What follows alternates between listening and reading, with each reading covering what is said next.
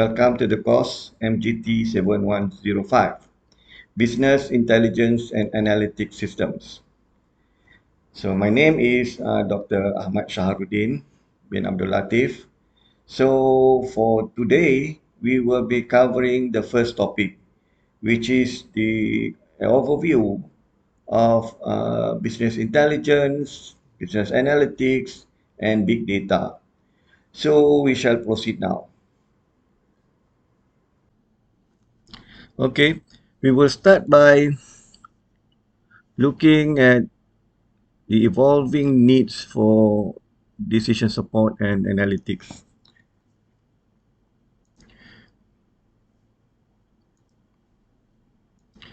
There are three developments that spurred the recent explosive growth in the use of analytical methods in business applications.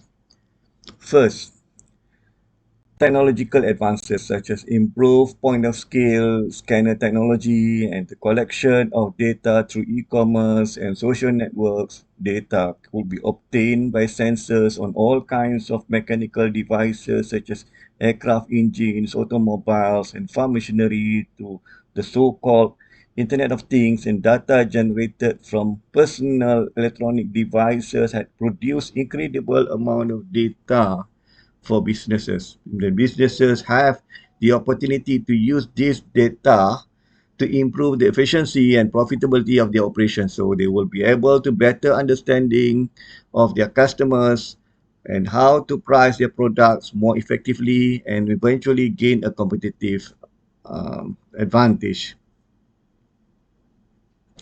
So the second development,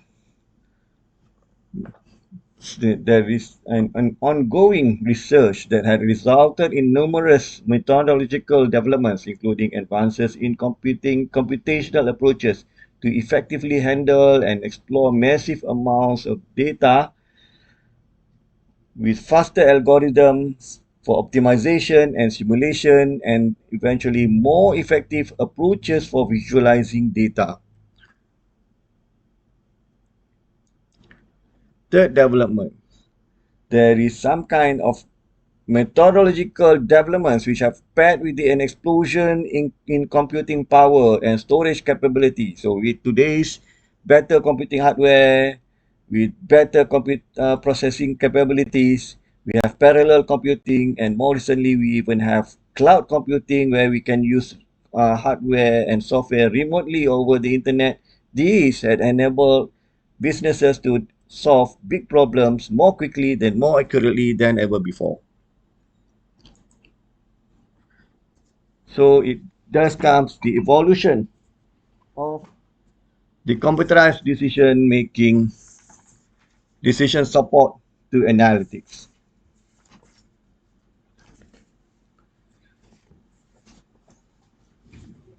So during the early days of analytics, data was often obtained through domain experts using manual processes to build mathematical or knowledge-based models to solve constraint optimization problems. The idea was to do the best based to do the best with limited resources. So we have decision support models that typically called operational research. From this operational research, uh, it evolved to routine reporting. We have AI, expert systems, and then we eventually have decision support systems. With the advent of relational database management systems in 1980s, we get on-demand static reporting. Then we have material resource planning that came about from the manufacturing entities to become enterprise resource planning. And then in 1990s, we have the data warehousing. Then from there, we build dashboards and scorecards. And then later on, we got the executive information systems, and then come cloud computing, software as a service. We're able to do data and text mining, and then eventually Gartner coined the term business intelligence. So in early 2010s, we have big data analytics. Yeah, coming from big data, we process the big data, we get big data analytics. So we are able to do in-memory computing and in database computing towards late 2010s.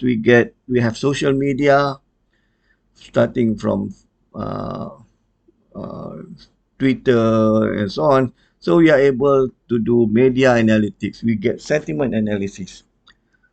So from this, we have decision support system. We have enterprise executive information system. We have business intelligence. We have analytics, and we have big data. So these are the topics that we will go through today on how we can use business intelligence, business analytics, and big data for decision support.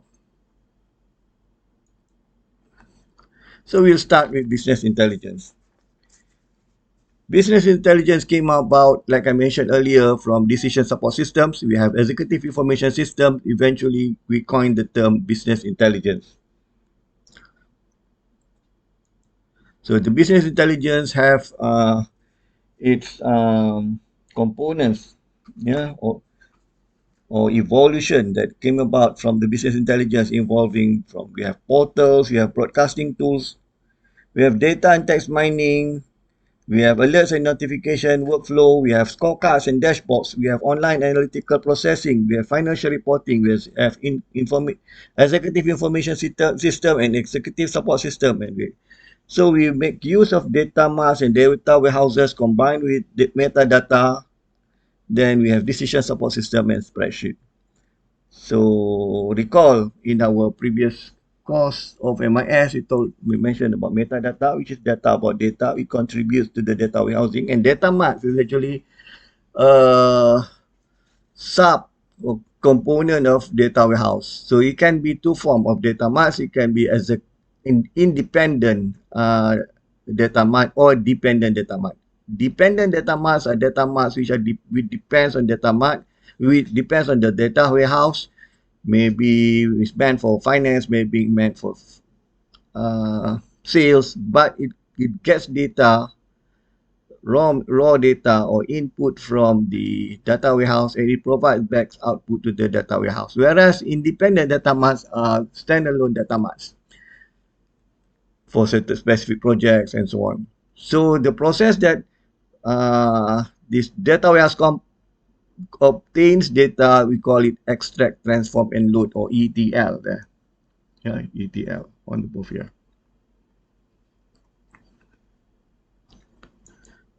Okay, we look at the higher level architecture of a business intelligence. So at the business intelligence, data sources, we build the data warehouse. The technical staff will involve organizing, summarizing, and data and standardizing to build the data warehouse, build the contents in the repository of data warehouse. This is data warehouse environment, and then give access to business users. Business users will be able to manipulate and produce results. This is the business analytics environment, and then eventually it provide uh, reports or support the business performance management strategies to the managers and executives. So with the help of user interfaces, these user interfaces can be combined with portal, combined with browser and dashboards. Future, we will have AI uh, to support intelligence systems, so we can use machine learning, maybe deep learning, maybe or artificial neural network to support the business intelligence.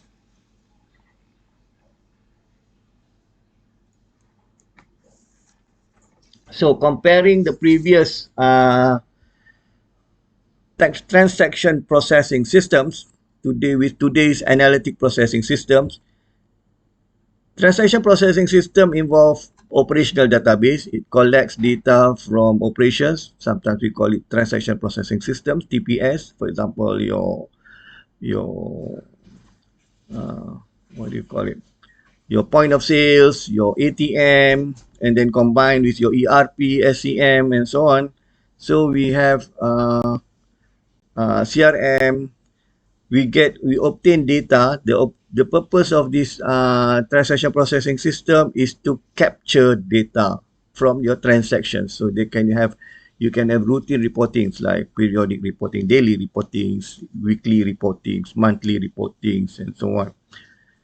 Whereas the analytic processing, with the use of data warehousing, we extract, transform, load, and data warehousing, we are able to uh, provide decision support. The goal is to provide decision support. Yeah, comparing the analytic processing and transaction processing. Transaction processing is more of data capturing to produce general reports, whereas analytic processing is to help us to do decisions, to make decisions. So we need to have alignment in the development of our business intelligence with the company's business strategy. So we need to encourage interaction between the potential business users and the information system organizations. So the business intelligence should serve as a repository and disseminator of best BI practices between and amongst different lines of business. So there need to be a standards of excellence in business intelligence practices to be advocated and encouraged throughout the company. So business intelligence, real-time business intelligence and on-demand business intelligence could be attainable. Yeah, today we have real-time business intelligence applications. So, but nevertheless, we still need to justify the need because it is whether it is worth the additional expense. So, and then whether we can leverage the enablers in business intelligence. We have RFID, radio frequency identification. We have web services, SOA, service-oriented architecture, or we can use RESTful or SOAPs, simple object uh, protocol, simple object access protocols, and we can also use robots or intelligent agents to support the business intelligence, whereby we can have sensors or actuators to collect data, move to fog computing. From the fog computing, we can contribute data using business Internet of Things. So then we have cloud computing, so we can process this data and go back and provide back to the organization or the key persons supports to make their decision. So critical BI system consideration. Whenever you want to have a BI, business intelligence system in your organization, you need to look into whether you should buy or you should make them. And then you look into whether you can use business intelligence shells and then develop them. And then you need to justify and make cost benefit analysis, and then looking not just the monetary benefits but also intangible benefits.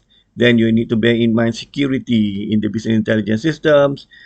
How do you protect privacy? And then how do you integrate the business intelligence systems with other systems and applications? These are the key considerations you need to look when you want to develop business intelligence systems. In topic 2, we will go in detail how we develop maybe we can do system lifetime SDLC, system development life cycle. We can have we should look into the several methods approaches to develop your warehouses and data marts. So the key process, the key goal in having business intelligence is to make decisions. It's about making decisions. So bearing in mind there are several layers, so 3 layers of managers: operational managers, tactical or middle level managers, and top level managers. So operational managers make operational decisions, tactical managers or middle level managers make tactical decisions, and top level managers make strategic decisions.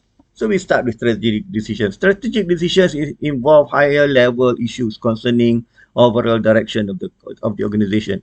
So it defines the organization's overall goals and aspirations for the future. Perhaps if the company were to invest in a new domain or new field, totally new field. Perhaps maybe moving away, a company involved in hotel industry, moving away and moving into infrastructure maintenance or transportation or selling an investment or disposing an investment from one company to or whatever. Strategic decisions. So strategic decisions are unstructured decisions. They cater for unstructured problems. So these are strategic decisions. Strategic decisions come from unstructured problem and deals with unstructured decisions. So in the next layer is tactical decisions, middle level management, like functional managers like your financial controllers, your finance managers, your production managers, your sales managers, marketing managers, and so on. So it or HR managers. It concerns how the organization should achieve the goals. The goal come about from the strategic level, an objective set by its strategy at the strategic level, and how do you design, how do you model, how do you plan implementation to be directed towards the operational decision. So these are the responsibility of middle level management. It involves semi-structured decisions, semi-structured problem with for semi-structured decision. Semi-structured problems have two components. We have components of unstructured problem and components of structured problem. Combined becomes semi-structured. So these are the tactical decisions.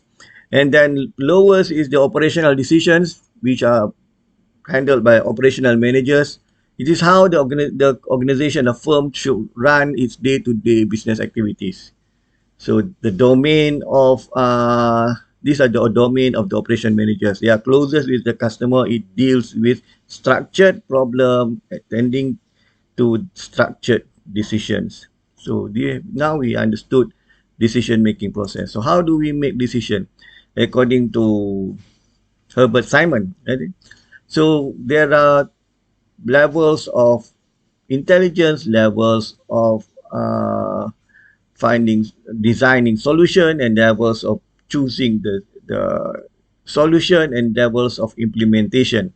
So decision making involve how do you identify and define the problem. Before you can make any decision, you need to know what is your problem. You need to know the problem, not just the symptom, not just the issues. What are the key problems? And then you look into criteria that you will be used to evaluate solutions. You need to define the problem, and then after defining the problem, you look into solutions, and then you have several solutions. So from the several solutions, you need to define or determine the criteria that you will use to prioritize the evaluation of alternative solutions. So, and then you determine the set of alternative solutions, and then you evaluate the decisions, alternative decisions. You can have decision A, decision B, decision C, decision D, and then with decision A, there is cost for the decision, and then there is payoff for the decision. So you need to evaluate all the alternatives, and then you pick the alternative with the most suitable to attending to the problem, and then you will choose it, and then you will implement it. So this is the decision making process. So how do we do that? We need to have access to, there are several methods to do that. One of the method is to take up your traditional approaches. Usually the organizations, how does it attend to it traditionally? These are the norms that we do. Maybe this is the usual processes since so many years, since the inception of the company. This is the tradition that we do. So we continue doing what we want to do. This is tradition. Maybe it is usually that we uh, do certain processes, and then we continue do certain processes. So because that is our tradition. Next is the intuition. Intuition is where we have hunches. The managers have hunches. I think we should go there. I think we should make this decision. I think we should take up solution A. You should do A, should do B, and so on. So it is based intuition and hunches, instincts of the department heads or managers. So these are intuitions. And then the third one is rules of thumb or heuristic. We look at heuristically. Set if you want to solve problem A, you need to do 1, 2, 3 steps.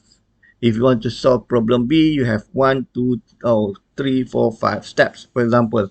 So these are the rules of thumb that you commonly use, or you will do the same thing. Everybody do the same thing. These are rules of the thumb, rules of thumb or heuristic. The fourth approach is data-driven approach. Data-driven approach, we use the relevant data available. We look into historical data, we look into current data, and then we analyze them, we compare, we do association, we do clustering, we do classification, we do sequence, we understand the data, we understand the relationship between one group of data to another data, and then we make decisions. So this is the one that we will be using in our business intelligence class, business analytics class, where we make decisions based on the relevant data. So business analytics is relatively a new word, new buzzword. So it's about the process of developing actionable decisions and recommendations for actions based on insights generated from historical data.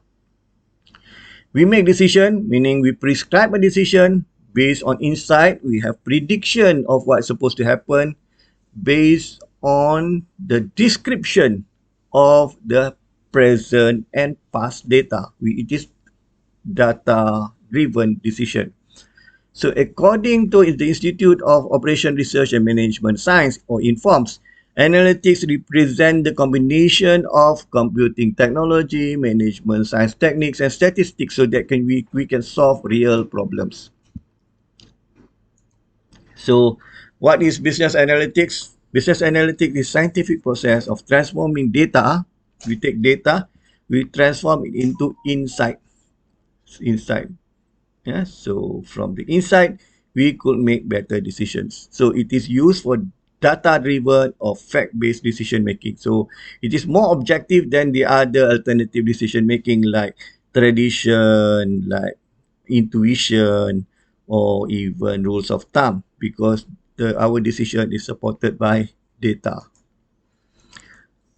So tools for business analytics can aid decision making by creating insights. We can predict what will happen. We can, based on the model that we have generated, based on the probability that we have calculated, based on the regression, linear regression we have done. So this is what's supposed to happen. We have insights. And then it will also improve our ability to accurately forecast for planning, meaning that after A, B will happen. So we know that we can forecast, so that when from forecasting, we can take effort to plan and to do what is the best or optimized solution. We will also be able to quantify risk. Maybe we do probabilistic or measurement, or we can do Monte Carlo simulation. We can quantify risk. From this risk that we have quantified, we can take precautionary, we can take actions, we can make decisions, we can support decision which is at the lowest risk.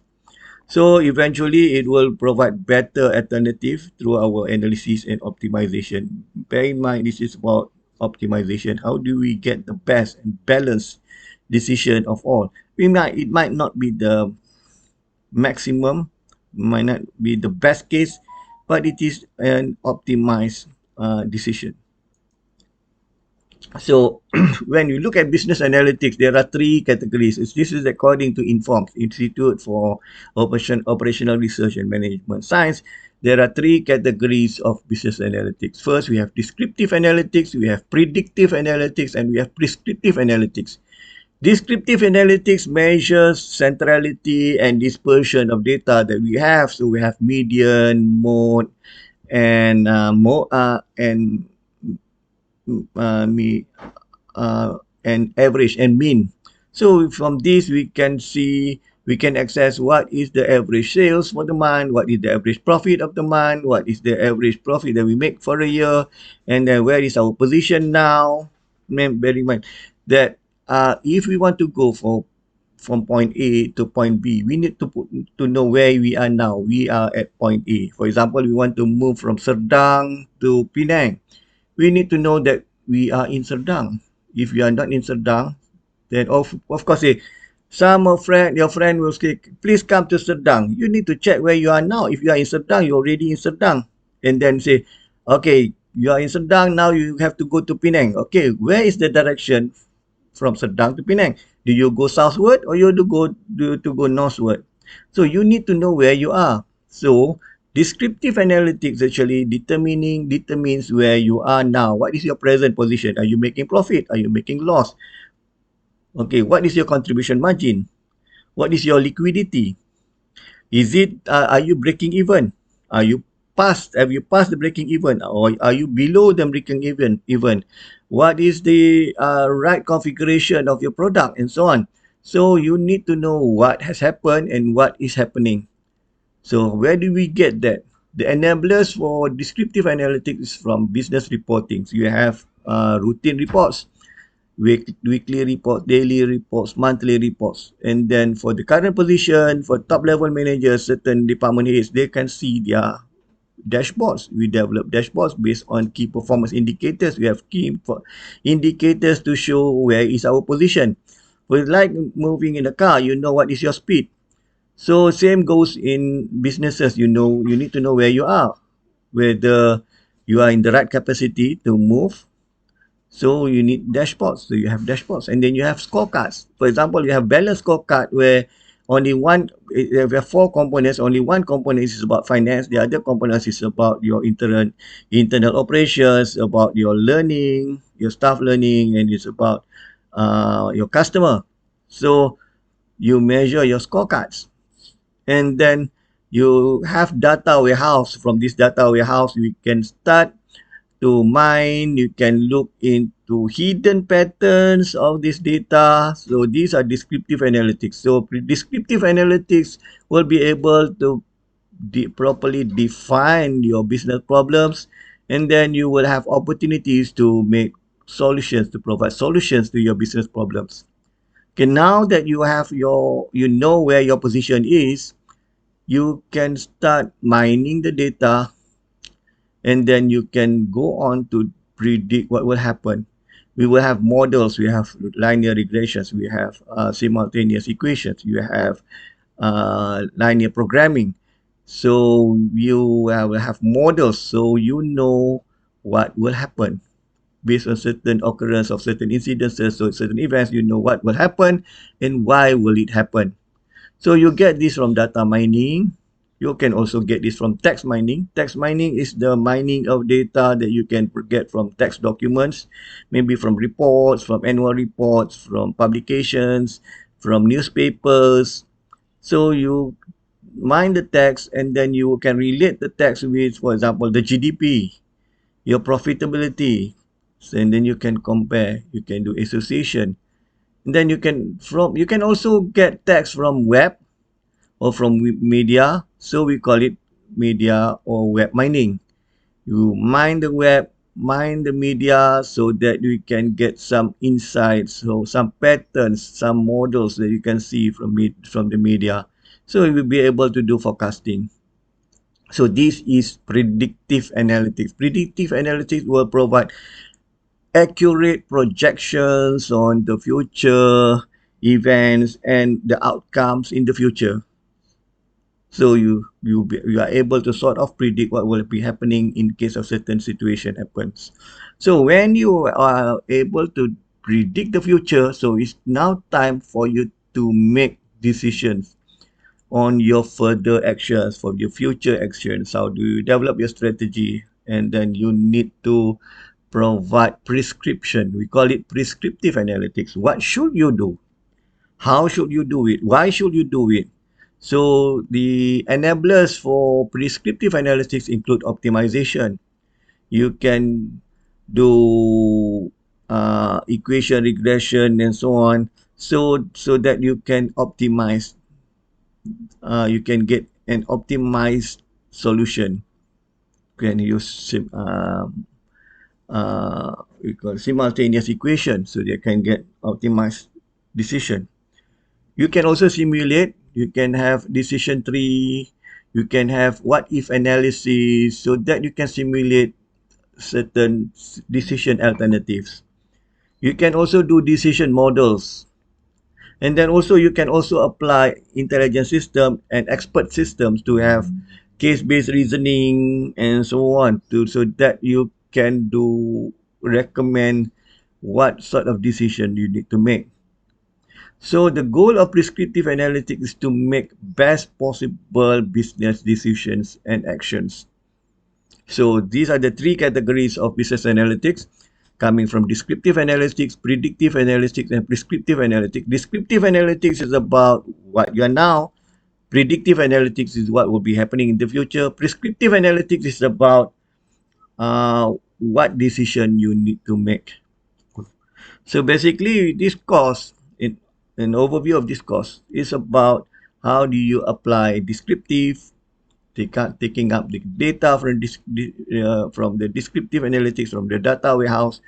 You mine the data so that you can do predictive analytics, and then you make optimization, simulation, so that you can do prescriptive analytics. So there are categorization of analytical methods and models. So we have descriptive analytics, also called reporting analytics. It answers the question of what had happened. It is a past analysis or retrospective analysis of historical data. The enablers is online analytical processing. We have data warehouse, so that we will have a description of centrality and dispersion of the present situation. We can do dashboard and scorecards to visualize the data. And then we could provide descriptive statistics. So it encompasses techniques like data queries. Yeah, so you can query your data. We can provide reports. We will provide descriptive statistic. You can provide data visualization in form of dashboards. It comprises of data mining techniques to see hidden patterns in data, and then basic what if spreadsheet models. So you can have what if situations, where scenarios we call it. If you change certain variables, what will be happening, and then if you change different variable, what will happen. Bear in mind, you need to know what is observation. Observations, from the observations, changing observation of certain field, so it becomes variables. When you look at the variables, then we can change the variable, and then you will have a what if situations. So, okay, yeah. So this is what the data query is: a request for information with certain characteristic from the database. Data dashboard is a collection of table, charts, map, and summary statistics that you can update, that can be updated and then be updated in the dashboard. The dashboard can have management to monitor aspects of the company's performance or indicators. And then at corporate level, dashboard can summarize maybe sales by region, current inventory level, and so on. Frontline managers also will use dashboard to look into metrics, for example, like staffing level, local inventory level, EOQ, short-term sales forecast, and so on. EOQ stands for economic ordering quantity. And then data mining. From descriptive analytics, you can mine the data. So from the mining the data, you can look into association, we can look into classification, clustering. We will detail data mining in next topic. How do we do data mining? Maybe there is example of market basket analysis. How do we do market basket analysis, and some processes that we do in data mining. So main thing, I think one of the most common thing that we use in data mining is to do sentiment analysis. We look into sentiments that people have mentioned about your company or your products or your services in social medias. Next, predictive analytics. Predictive analytics aims to determine what is likely to happen in the future. So you look into future events. So we are using the past data, historical data to predict the future. So we'll find hidden patterns from data mining activities. When we do mine the data and then we see hidden patterns, so we can see association, we can see classification, we can see sequences, and then so they can predict if this happen, what will happen, and then there is increase in variable A, what will be the effect on the profitability, GDP, gross operating profit, and so on. So we will also use text mining, web mining.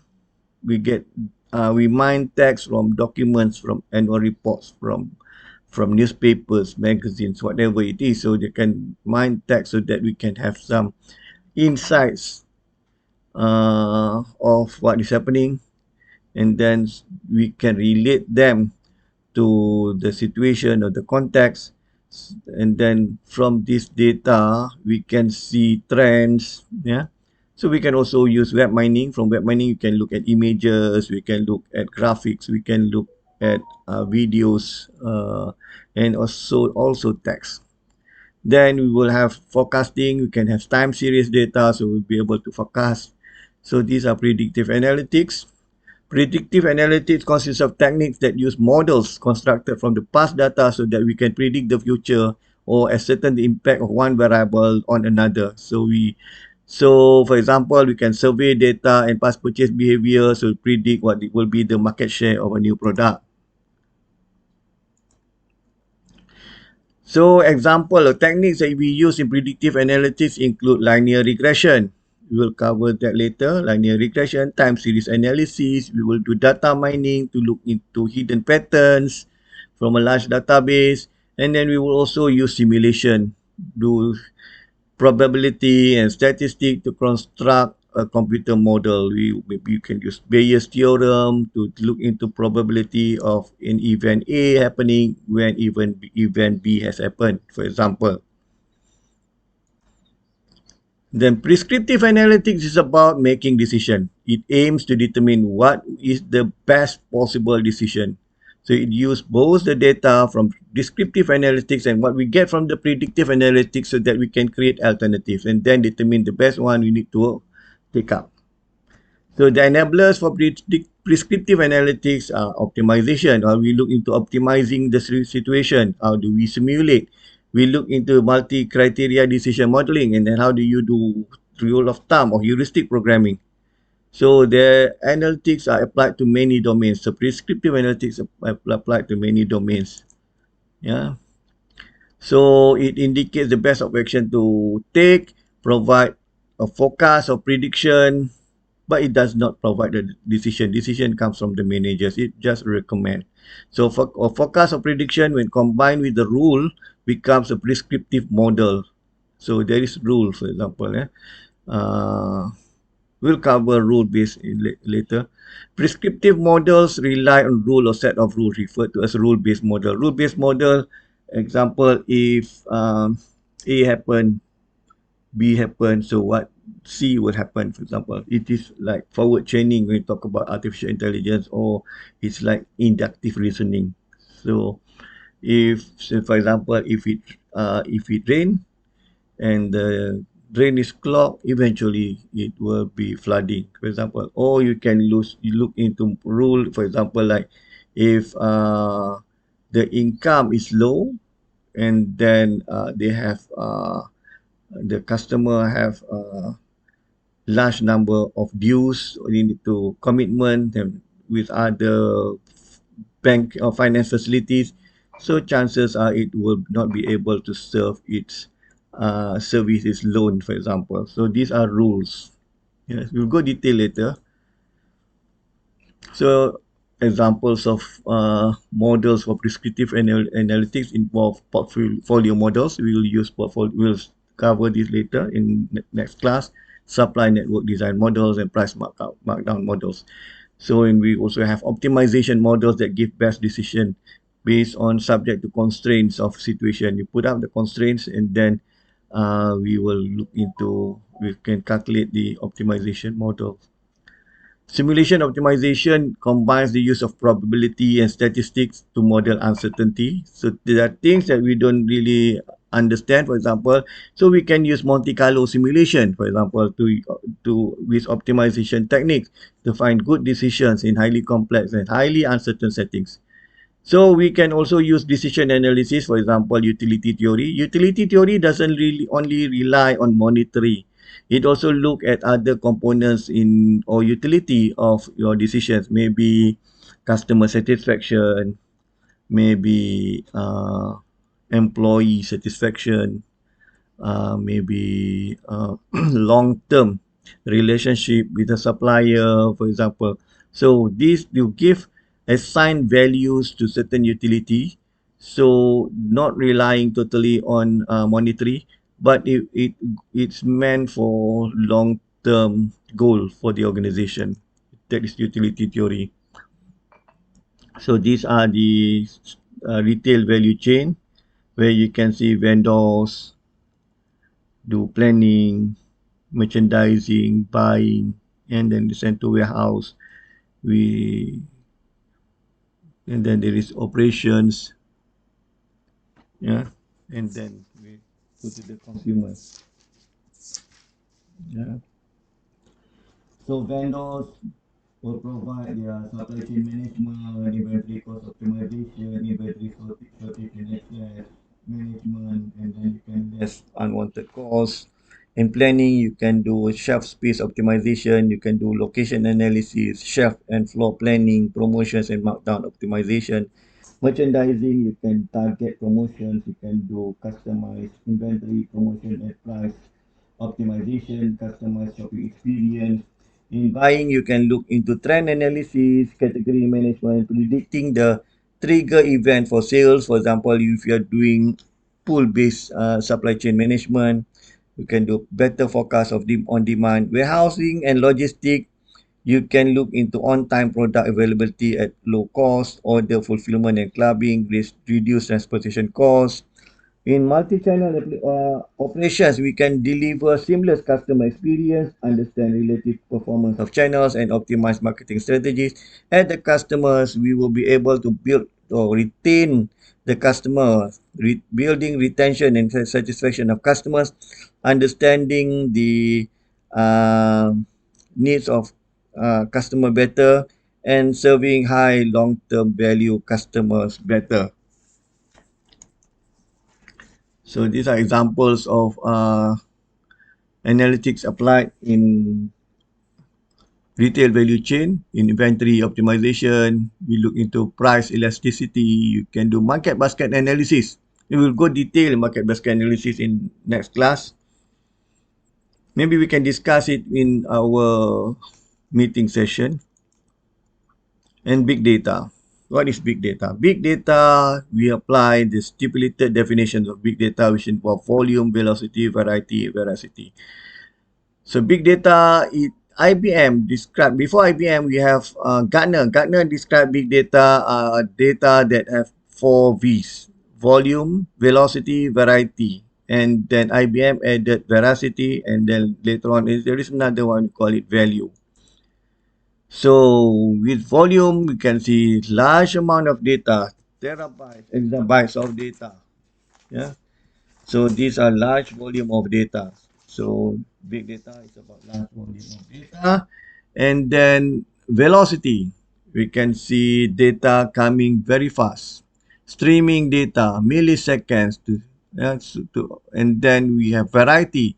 We have all sorts of data. We have structured data, unstructured data, text, multimedia, graphics, and so on.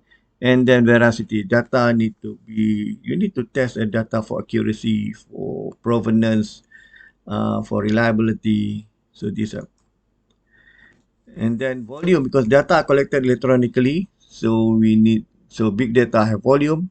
Today we have real-time capture of data, so data comes very fast.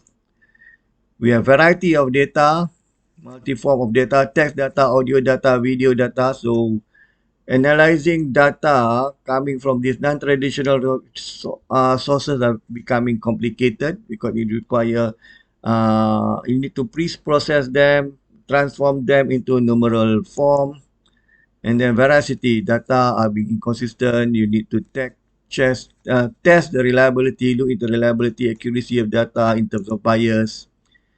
And so there are for the with this, and there's another one value, which is what would be the value of data. And then with big data represents opportunity. How can we use this big data? There are many new there are some technologies that we can use. One of the main technology is Hadoop. Hadoop is an open source programming environment. This is falls under the Apache Foundation. So it can distribute the storage and processing of clusters of computers in Hadoop. And then MapReduce, we can perform map step and reduce the step. Yeah, we have MapReduce, we'll go detail later. And then data security, we need to look into data security. How do we use data security for big data?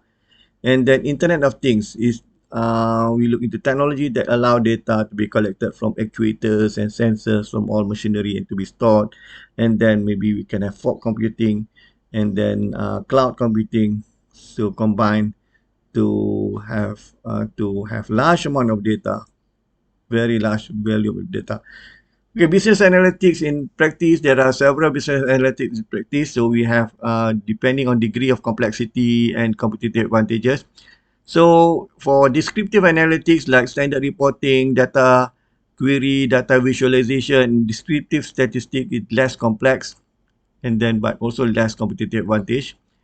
When you talk about data mining, forecasting, and predictive, is much um, higher complexity in term compared to descriptive analytics, and then greater competitive advantage. And then the greatest is simulation, rule-based models, decision analysis, and optimization. These are the prescriptive analytics where you use them to make decisions. It is very complex and then the highest competitive advantage. So how do we use business analytics in practice? In financial analytics, we use predictive models to forecast financial performance. How do we measure or assess the risk of investment portfolio? How do you construct financial instruments such as derivative? How do you construct optimal portfolios of investment? For example, if you are fund managers, how do you make sure you optimize the portfolios? How do you allocate your assets? How do you create optimal capital budgeting plans? So it's often used to assess risk in the financial sector. In human resource, we can use combination of soft skill and hard skill to to hire the highest quality talent, provide an environment that retains the staff, is achieve the organizational diversity goal. In marketing analytics, for example, we can use market basket analysis, so we can have understanding of consumer behavior, use of scanner data generated from social media. We can use sentiment analytics, so we can increase the interest in interest in the product. And then marketing analytics, so we can have use, but we can plan to use how do we use the advertising budget. We can do effective pricing strategies.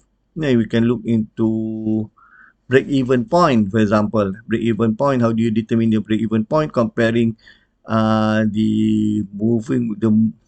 you set your price and then so that you have optimized your volume according to the capacity of your production, for example. So you can also improve forecasting of demand, you can improve product line management, and then you can increase customer satisfaction and loyalty using marketing analytics. Healthcare analytics, so you look into patient, staff, and facility scheduling, patient flow, purchasing, inventory control. Supply chain analytics, we use it for supply chain management to sorting of goods, vehicle and staff scheduling, vehicle routing. We have better inventory processing control. In government, you can drive out inefficiencies by using business analytics. You can have effective and more accountability of programs. Sport analytics, you can assess players and then determine how much you can offer players in your contract negotiations. For example, this is an example give is in Moneyball. Moneyball, you can see watch Moneyball in Netflix. So there is sports analytics. Web analytics, where you can configure website, position ads, where do you want to put your ads, and then which social media you want to put, yeah, Facebook or LinkedIn. Then these are the analytics ecosystem, the components and contributors of analytics. You look into regulators, data management infrastructure provider, data warehouse provider. These are the analytics ecosystem.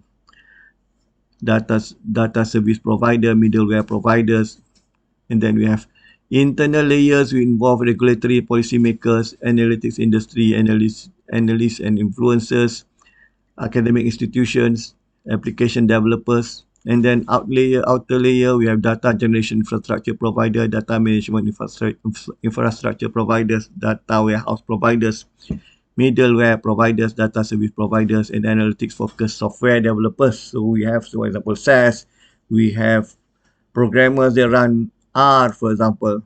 So these are the analytics ecosystems. Okay, we have done with our first topic, which is the overview of business intelligence and analytics systems. So thank you very much for attending to my course, and then we will see you again in topic 2. Thank you.